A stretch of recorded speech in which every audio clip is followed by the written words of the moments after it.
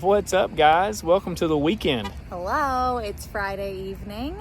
Yeah, so we're doing a few things this weekend. This is one of the times where my job and my hobby kind of intersect a little bit, but my company's sponsoring the J Bar K Rodeo in Sevierville, Tennessee this weekend. So we're going to be here working a little bit with a booth, advertising our attraction, and then we're going to enjoy some rodeo. Yep. What else we got going on this weekend? Vet is coming tomorrow. It's World Veterinary Day, so that works out. She's going to come do spring shots, pull coggins, maybe do a dental. We'll see what happens. Yeah, Luna's dropping a little food, which is my mare, so we're going to have her checked out, and hopefully it'll be uneventful and everybody will be all checked out. It's always a good vet visit when it's an uneventful vet visit. Yeah, exactly. So we'll show you all some stuff, but another good weekend vlog here for you guys. So thank you for watching.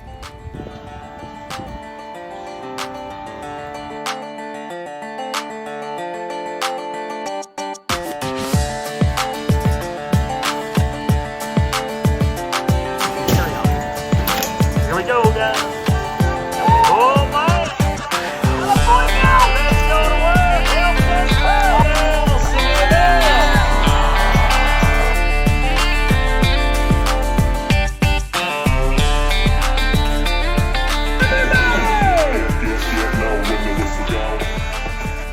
Good Saturday morning, guys. So we worked the Sevierville Rodeo last night, and we're out this morning.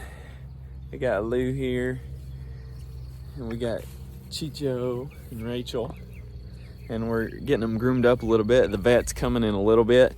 We're gonna do some checkups and check Lou's teeth, see if she needs her teeth floated or not, and just overall check for this Saturday morning, and then gonna work on some fencing stuff, and then we got the rodeo a little later tonight too, and show you all that.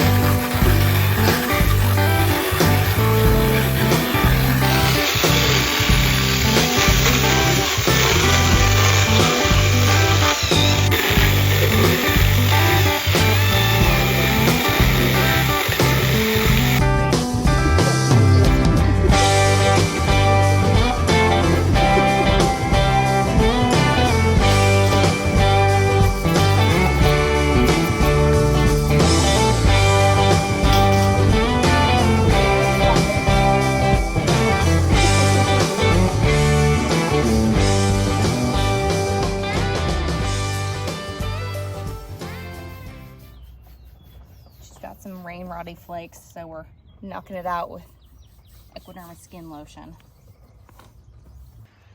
Got it. Yeah. Oh, good job.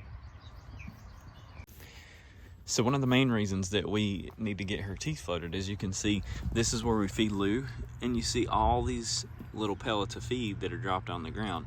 Well, when they need their teeth floated, their teeth are too sharp to actually grind that food, and then they end up dropping a lot of their food. All right, so the vet just left. We did Lou's teeth. We did vaccines for both. Yep, spring vaccines, which are all the cores, and then we also pull blood for a Coggins test, which is required if you have horses. It's a super contagious disease that's called equine infectious anemia. So there's no cure for it. So anyway, you have to have a Coggins. So we have to pull that every year. So yeah, but why? Tell them why we have to float their teeth and what you're doing when you float their teeth. Yeah, so floating the teeth means we're actually grinding down sharp points in their teeth because horses eat like this. So, and their teeth are always growing. So when they wear them down, sometimes they get sharp points, and I'll actually show you on a skull just so you can see too. But yeah, so we have to float teeth every so often. Luckily, Luna's and Chicho's are both really well aligned, so it's not something we have to do even every year with our veterinarian, but there's some horses that don't have great aligned jaws that they require teeth floating like every 6 months. Yeah, and some of the tools look really scary that kind of are used. But we'll go through and explain that or you probably already saw that in this video, so we will have explained it. But you guys can comment below or messages if you have any questions about the way that this process is done or why we do it or other things about horses. Just comment in the bottom of the video or message us, and we'll be glad to talk about that stuff. Yeah, everything you see in this video is absolute just standard care for horses. Like if you own horses, this is absolutely what you should be doing. I have a veterinarian come out every spring and every fall to do spring vaccinations, fall vaccinations, and we pull Coggins every year. And then sometimes they require dentals, and that's just the standard care. That's not if we have an emergency. And it's really important to use your veterinarian for these kinds of things because you have to establish what's called a veterinary client-patient relationship.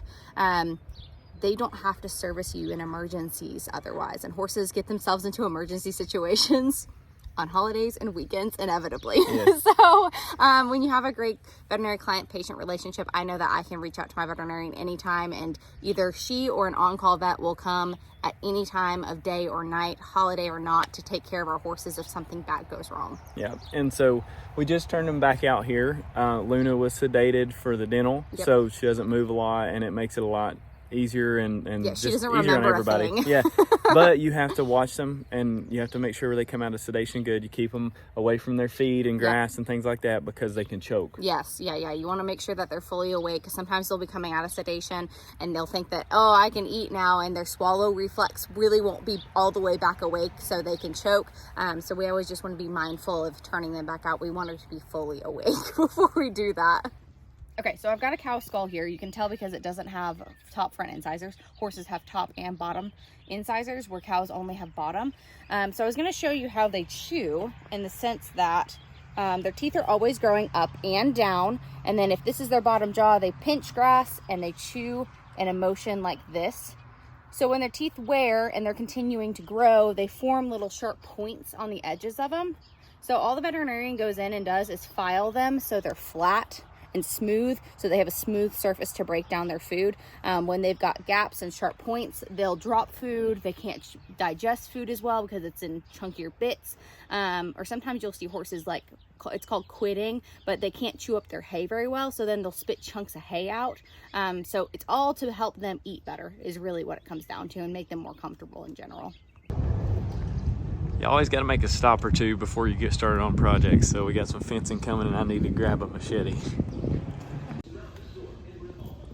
Yep, that'll help. So I figured these are pretty cheap, so I'll go ahead and get two because I'm probably gonna break one of them. But we got them. We got a machete, so we'll clean that fence line out so I can put those posts in and run our lines.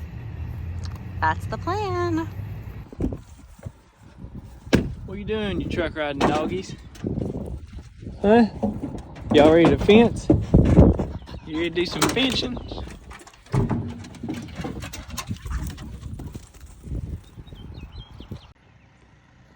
Come on. You brought that all the way up here just to play with it? I'm taking out our big hay chicks net out of our hay feeder for the summer. Jordan's going to work on fencing. He got his tape measure to measure out. We do like 10 foot every T-post. Jack's just hanging out. Ponies are just hanging out.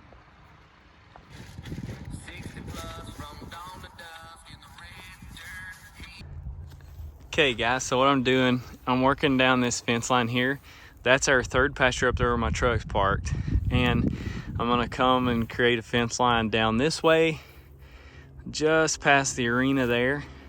We're gonna go up near these trees. We're gonna loop some of them in so we have some built-in shade trees in this pasture. Connect it over on the corner there to our second pasture, and then that'll be the fence line on that side. I was initially going to try to cut down all of these trees, but since that's our property line, I think what I'm going to do is come off of that and build the fence line a little ways off so I can run a bush hog between our fence and our property line.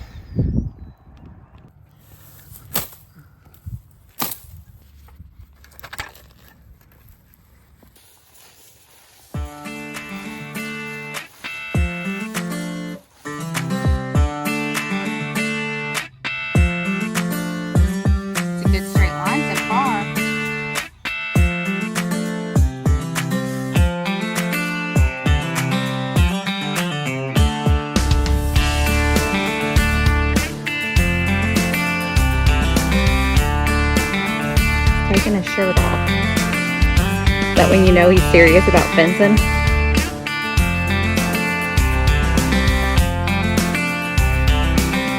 I have the energy for that.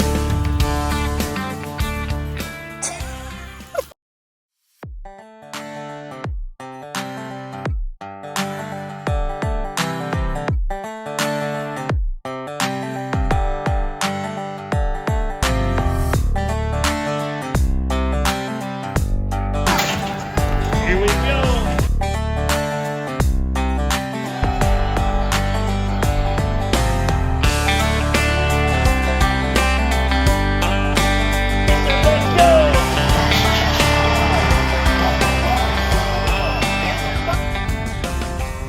Alright guys, so Saturday night perf is in the books. We had a good time, met a lot of people, got to see some friends, got to see Dakota Brown, Lucas Maynard, and Lucas did a really great job roping tonight. Yeah. Dakota did a good job fighting. Sadie Knupp. Yeah, trick riding. She's so cute. So oh my gosh. Her pony's just the cutest, y'all. Yes, Apache. She's got this little pony named Apache, and he just gets it. You probably saw those in the videos, and she's great. But we had a great time at the Sevierville Rodeo. They'll be back here again in August at the Sevier County Fairgrounds. So look it up if you're in East Tennessee. You want to come check it out.